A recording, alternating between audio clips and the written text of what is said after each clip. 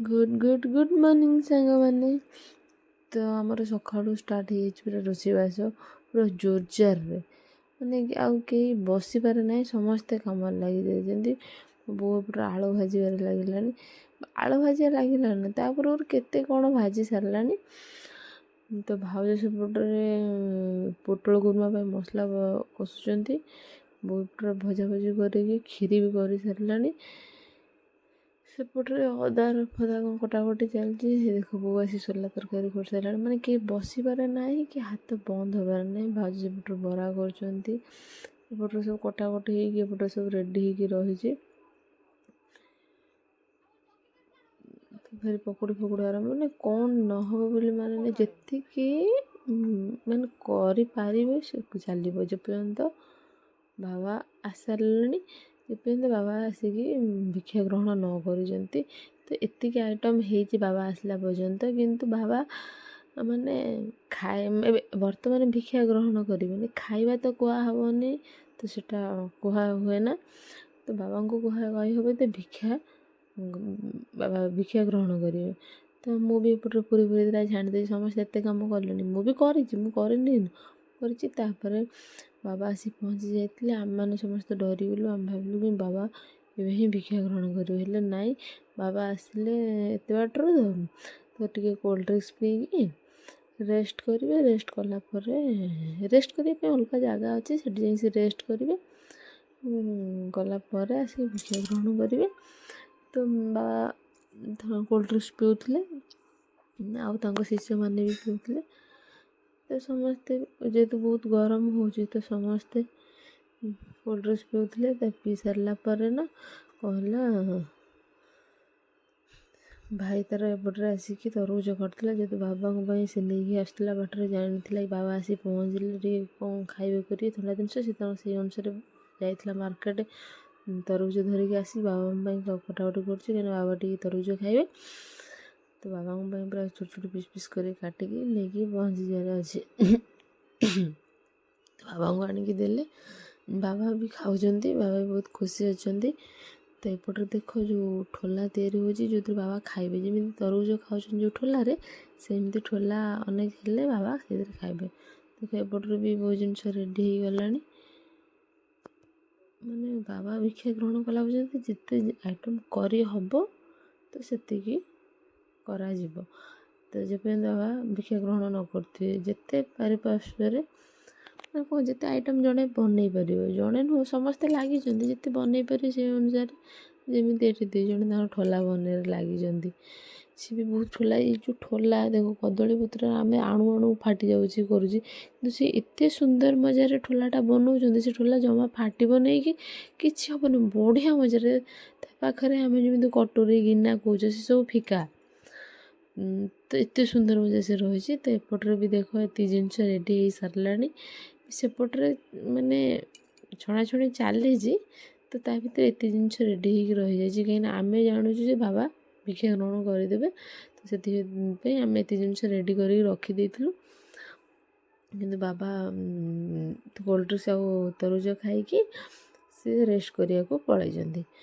ତ ଏପଟରେ ଠୋଲା କେତେ ଗୁଡ଼େ ବନିଗଲାଣି ନା, ସେ କେତେ ସୁନ୍ଦର ମଜାରେ ଠୋଲା ହେଉଛି। ଯଦି ମୋତେ କିଏ ଶିଖେଇ ଦିଅନ୍ତା ବେଲା ମୁଁ କହିଥାନ୍ତି, ଡରିକି ଆଉ କହିଲିନି ଯେ ମୋତେ ଟିକେ ଶିଖେଇ ଦିଅନ୍ତି, କାହିଁକିନା ସେ ଦେଖ କେତେ ଟେକ୍ନିକ୍ରେ ମୋଡ଼ିକି ତାକୁ ବନଉଛନ୍ତି, ହେଲେ ବହୁତ ସୁନ୍ଦର ଲାଗୁଛି। ମୋତେ ଠୋଲା ଏତେ ପସନ୍ଦ ହେଇଛି ଯେ କହିଲେ ନ ସରେ। ଏପଟରେ ଦେଖ କେହି ବସିନାହାନ୍ତି, ସେପଟେ ସେତେ ଜିନିଷ ରେଡ଼ି ହେଲା ପରେ ବି ଏପଟରେ ବନା ଚାଲିଛି। ଭାଉଜ ସେପଟରେ କ'ଣ ଗୁଡ଼ ପିଠା କରୁଛନ୍ତି, ଇଏ ଏପଟରେ ରାତି ଏପଟେ ରୁଟି କରୁଛି। ବାବା ହେଇ ଦେଖ ଯାଇଥିଲେ ରେଷ୍ଟ କରିବା ପାଇଁ, ରେଷ୍ଟ କରିକି ଆସିକି ଭିକ୍ଷା ଗ୍ରହଣ କରିବା ପାଇଁ ଆସିଲେଣି। ତ ଦେଖନ୍ତୁ ବାବାଙ୍କ ପାଖରେ ଗୋଟେ ସେ ବସିବା ପାଇଁ ତାଙ୍କର କ'ଣ ସେଟା ତ ମୁଁ ଜାଣିନି, କିନ୍ତୁ ବାବା ସେଇଥିରେ ହିଁ ବସନ୍ତି, ଆଉ କେଉଁଥିରେ ବସନ୍ତି ନାହିଁ।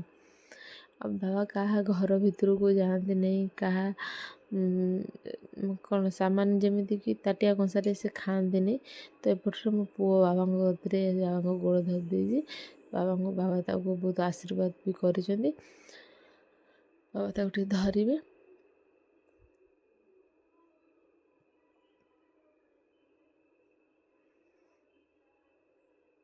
ବାବା ତାକୁ ନେଇ ଆସିଲେ, ବାବା ଟିକେ ଧରିଲା ପରେ ବାବାଙ୍କ ପାଖରେ ଦେଖ ଯେଉଁ ନୋଟାଟା ଅଛି, ବାବା ସେଇ ନୋଟାରେ ହିଁ ପାଣି ପିଅନ୍ତି। ଆଉ କାହାରି ଜିନିଷରେ ସେ ଖାଇବେ ନାହିଁ, କାହା ଘର ଭିତରକୁ ହିଁ ଯିବେନି।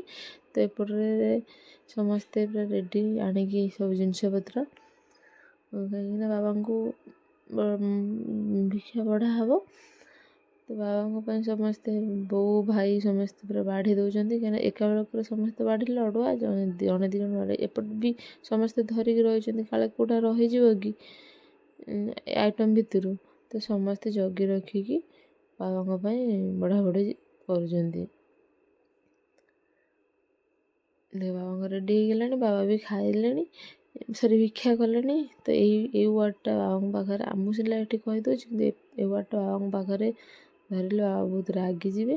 ତ ଭିକ୍ଷା କରୁଛନ୍ତି ବାବା। ବୋଉ ସେଠି କାହିଁକି ବସିଛି ଆପଣମାନେ ଭାବୁଛନ୍ତି କି? ତା'ର କାରଣ ଅଛି, ଆଗକୁ ଭିଡ଼ିଓ କଣ୍ଟିନ୍ୟୁ କଲେ ଜଣାପଡ଼ିବ। ତ ତାପରେ ସେପଟରେ ସମସ୍ତେ ଖାଇବା ପିଇବା ଚଲେଇଛନ୍ତି, ସରି ଭିକ୍ଷା କରୁଛନ୍ତି।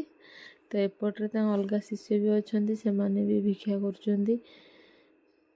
ତ ତାପରେ ଆମ ଗାଁ ଲୋକ ହଉ ଯେ ଆମେମାନେ ଯିଏ ମାନେ ଭିକ୍ଷା କରିପାରିବୁ, ପ୍ରଥମେ କିନ୍ତୁ ବାବା ଭିକ୍ଷା କରିବା ଦରକାର। ତ ଦେଖ ବାବା ଭିକ୍ଷା କଲାବେଳେ ତ ଆମ ପରିବାର ସମସ୍ତେ ବସିଛନ୍ତି, ମାନେ ବାବା ଭିକ୍ଷା କରିସାରିଲା ପରେ ଯାହା ଦେବେ ତାକୁ ବହୁତ ସ୍ନେହରେ ଖୁସିରେ ତାକୁ ଗ୍ରହଣ କରିବାର ଅଛି। ଦେଖ ବାପା ଭାଇ ସମସ୍ତେ ହାତ ଯୋଡ଼ି ବସିଛନ୍ତି। ଦେଖ ବାପା କେତେ ଖୁସିରେ ମାନେ ସେ ଭିକ୍ଷାକୁ ଗ୍ରହଣ କଲେ। ସାକ୍ଷାତ ବାପାଙ୍କୁ ବହୁତ ବଡ଼ ଜିନିଷ ମିଳିଯାଇଛି, ମାନେ ମିଳିଛି ତ ନିହାତି, ସେତିକି ପାଇବା ବହୁତ ଲୋକଙ୍କ ପାଖରେ ବି କଷ୍ଟକର, ପାଇପାରନ୍ତିନି। ତ ସେତିକି ଖୁସିରେ ହିଁ ବାପା ଗ୍ରହଣ କରିଛନ୍ତି। ତ ବାବା ଏପଟେ ତାଙ୍କର ଅଲଗା ଶିଷ୍ୟ ଅଛନ୍ତି, ତାଙ୍କ ପାଇଁ ସେ ବାବା ପ୍ୟାକିଂ କରିଦେଇଛନ୍ତି କି ତାଙ୍କୁ ନେଇକି ଦେବାର ଅଛି। ତ ତାଙ୍କର ହିଁ ମାନେ ପ୍ରସାଦରୁ ହିଁ ଦିଆହେବ, ଆଉ କାହା ପ୍ରସାଦରୁ ନୁହେଁ। ବାବା ତାଙ୍କ ପାଇଁ ବଢ଼ାବଢ଼ି କରୁଛନ୍ତି। ତ ବୋଉ ଘରିଆ ବାପା ଭାଇ ସମସ୍ତେ ବସିଛନ୍ତି, ଯେ ବାବା ହାତରେ ଭିକ୍ଷା ଦେଲେ ସେ ଗ୍ରହଣ କରିକି ସେଠୁ ଉଠିବେ। ତ ଇଏ ଜଣଙ୍କ ପାଇଁ ଭିକ୍ଷା ବାଢ଼ିଥିଲେ। ଦେଖନ୍ତୁ ଏଠି ବି ସେମାନେ, ସେ ଜଣେ ମଉସା ହେବେ, ତ ସେମାନେ ଦେଖ ଭିକ୍ଷା ମାଗିକି କେମିତି ନେଲେ।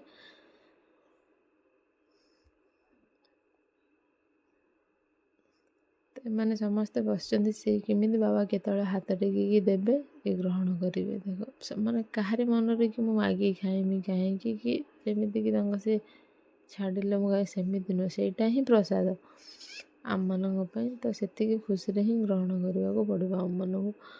ତ ଯାହା ବି ହଉ ସମସ୍ତେ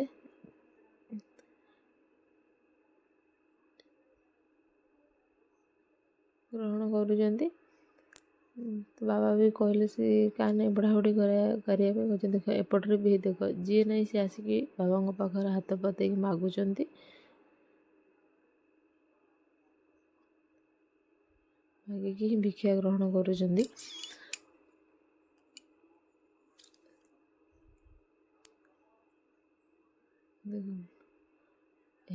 ଭାଇଙ୍କୁ ବି ଦେଇଦେଲେ, ଭାଇ ବି ଦେଖ କେତେ ଶ୍ରଦ୍ଧାରେ ଆଣିକି ଖାଇଲେ। ତାପରେ ମୋ ଝିଅ ବି ଆଣିକି ଖାଇଲା, ସରି ଭିକ୍ଷା କଲା। ବୋଉ ବି, ଏଇଥିପାଇଁ ହିଁ ସେମାନେ ବସିଥିଲେ। ତମାନେ ଭାବୁଛ କି ଏ ଯେଉଁ ଦିଦି ଯାଇକି ବସିଲେ, ସିଏ ବି ହେଉଛନ୍ତି ଗୋଟେ ମାନେ ଡକ୍ଟରଙ୍କର ସ୍ତ୍ରୀ। ତ ସିଏ ବି କେତେ ସେମାନେ, ସିଏ ବି ତ କହିଥାନ୍ତି କି ଏମିତି କିଛି ନାହିଁ। ସେ ବାବାଙ୍କୁ ଯେଉଁମାନେ ସ୍ନେହରେ ଭଲ ପାଆନ୍ତି, ଆଦର କରନ୍ତି, ସେଇମାନେ ହିଁ ପୂଜା କରିବେ। ତାପରେ ଏପଟରେ ବାବାଙ୍କ ପ୍ରସାଦ ଆଣି ଘରେ ରଖିଦେଇଥିଲେ। ବାବା ବି ଯେତିକି ସମୟ ଭିତରେ ରେଡ଼ି ହେଇଯାଇଥିଲେ, ମାନେ ଯେଉଁ ଯାହାଙ୍କ ଘରେ ଧୁଣ୍ଡି ପଡ଼ିବ, ତ ତାଙ୍କ ଘରକୁ ଯିବେ, ସବୁ ରେଡ଼ି ହେବ। ତ ଧୁଣ୍ଡି ପଡ଼ିବା ଆଗରୁ ଭିକ୍ଷା କରନ୍ତି, ଫେରେ ଧୁଣ୍ଡି ପଡ଼ି ସାରିଲା ପରେ ଯାଇକି ଯାହା ଘରେ ଭିକ୍ଷା କରନ୍ତି। ତା ଭିତରେ ଆଉ କିଛି ଭିକ୍ଷା ହିଁ କରନ୍ତିନି। ତ ବାବା ସେପଟରେ ପଳେଇଲେ। ତ ବାବାଙ୍କୁ ପ୍ରଣାମ କେହି ଆଣ୍ଠେଇକି ବି କରିପାରିବେନି, ସମସ୍ତେ ଶୋଇକି ହିଁ ମାନେ ପ୍ରଣାମ କରାଯାଏ ବାବାଙ୍କୁ। ତ ଦେଖିଲେ ମୋ ଭାଇମାନେ ବି ସେମାନେ ଶୋଇକି ଗଲେ। ତ ସେତିକି ସମୟ ଭିତରେ ବି ଗାଡ଼ି ତ ଆସିକି ଥିଲା, ତ ଗାଡ଼ି ବି ବାହାରି ସାରିଲେଣି ବାବା ଯିବେ ବୋଲିକି। ତ ସେଇ ଟାଇମ୍ରେ ବାବାଙ୍କର ଗୋଟେ ଭକ୍ତ ଆସିକି ପହଞ୍ଚିଲେ। ତ ବାବା ମାନେ ସିଏ ଶୁଣିଲେ ଯେତେବେଳେ ବାବା ଆସିଛନ୍ତି, ସେ ବହୁତ ଦୂରରୁ ଆସିଛନ୍ତି। ଯେମିତି ଶୁଣିଲେ ବାବା ଆସୁଛନ୍ତି, ତାଙ୍କର ଅଛି ଧୁଣ୍ଡି ପଡ଼ିଆରେ, ତ ସିଏ ବି ଆସିକି ବାବାଙ୍କୁ ଦର୍ଶନ କରିକି ଯାଇଛନ୍ତି। ଦେଖନ୍ତୁ ସେ ବି ଏଇଠି ଆସିନାହାନ୍ତି, ଜଷ୍ଟ ଏଇ ଆସିବେ, ସେ କଥା ହେଉଛନ୍ତି ତାଙ୍କ ସହିତ, ସେ ଆସିକି ତାଙ୍କୁ ଦର୍ଶନ କରିବେ।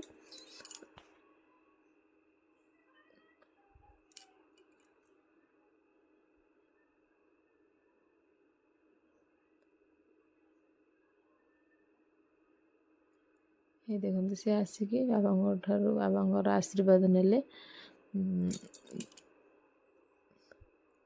ଏଇ ଆଶୀର୍ବାଦ ପାଇଁ ଲୋକ କେତେ ଦୂରରୁ ଆସିକି ବି ଆଶୀର୍ବାଦ ନିଅନ୍ତି।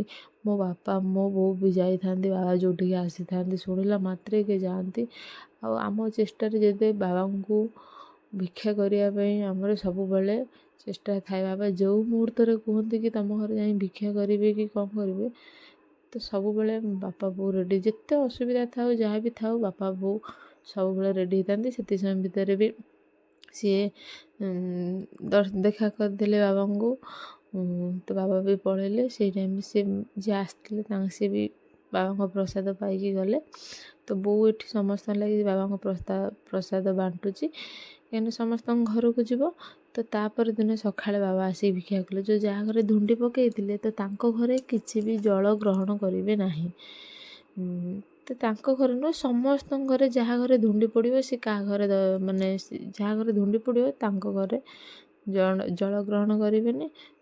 ତ ବାବାଙ୍କ ଖୁସିରେ ସେ ଯେଉଁଠି ମାନେ ଭିକ୍ଷା କରିବେ। ତ ଆମ ଘରେ କହିଥିଲେ ସକାଳେ ଆଉ ଦ୍ୱିପହରେ କରିବେ ବୋଲି। ତ ଧୁଣ୍ଡି ପଡ଼ି ସାରିଲା ପରେ ସକାଳୁ 7ଟା ଖଣ୍ଡେ ବେଳେ ଆସିକି ଭିକ୍ଷା କରିଥିଲେ।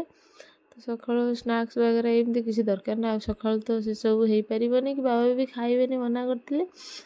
ତ ବାଦାମ ପକୋଡ଼ା, ମିକ୍ସଚର, ଆପଲ୍ ଆଉ ବିସ୍କିଟ୍, ସୁନପାମ୍ପୁଡ଼ି, ଚାହା ଏତିକି ବାବା ପାଇଁ ରେଡ଼ି ହେଇଥିଲା। ବାବା ବି ଆସିକି ଗ୍ରହଣ କରିଥିଲେ।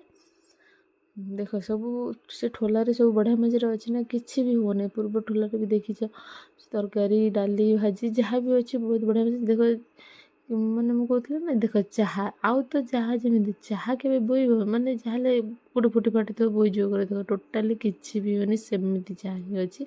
ଏପଟେ ଦେଖ ବି ଫାଙ୍କା ଠୋଲା ଗୁରା ସେମାନେ ସବୁ ଧରିଛନ୍ତି, ସେପଟରେ ବି ଚାହା ପିଉଛନ୍ତି।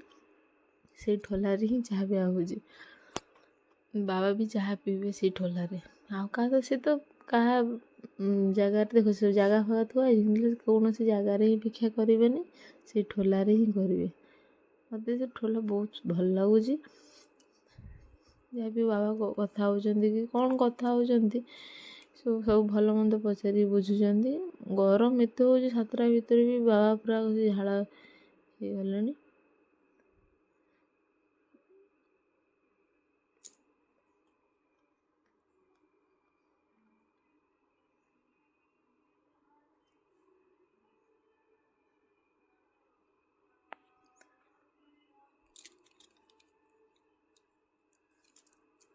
ଏପଟେ ବାବା ତ ଭିକ୍ଷା କରୁଛନ୍ତି, ସେପଟେ ସମସ୍ତେ ଆସିକି ରେଡ଼ି, ଦେଖନ୍ତୁ ସମସ୍ତେ କେତେ ଖୁସିରେ।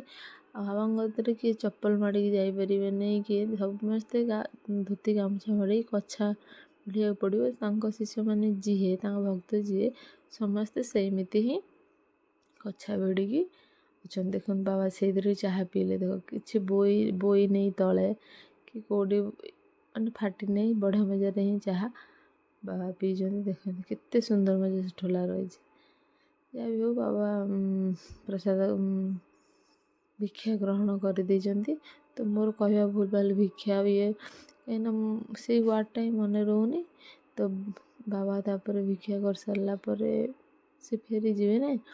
ତ ଭାଉଜ ଜୁହାର ହେଲେ, ଭାଉଜ ଶୋଇକି ଜୁହାର ହେଇଗଲେ, ମାନେ ଅଧା ହାம்பୁଡ଼େଇକି ଜୁହାର ହେଲେ, କିନ୍ତୁ ପ୍ରକୃତରେ ନୁହେଁ, ସମସ୍ତେ ଶୋଇକି ହିଁ ଜୁହାର ହୁଅନ୍ତି। ବୋଉ ଦେଖ ଶୋଇକି ହିଁ ଜୁହାର ହେବ, କାହିଁକିନା ବାବାଙ୍କୁ ଆଣ୍ଠେଇକି କେହି ଜୁହାର ହେବା ଉଚିତ ନୁହେଁ, ହୁଅନ୍ତି ନାହିଁ। ଦେଖନ୍ତୁ ବୋଉ ବି ଦେଖ ଶୋଇକି ଜୁହାର ହେଲା, ମୋ ଝିଅ ବି ଶୋଇକି ଜୁହାର ହେଲା, ବାପା ବି ସେପଟରେ ଶୋଇକି ହିଁ ଜୁହାର ହେଲେ। ତ ବାବା ବାହାରି ଗଲେଣି, ବାବା ପଳେଇବେ। ତ ବାବା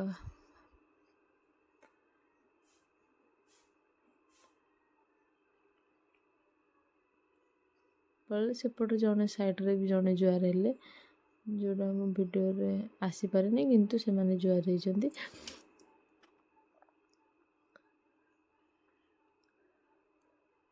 ରହିଲି, ବାଏ, ଜୟ ଜଗନ୍ନାଥ।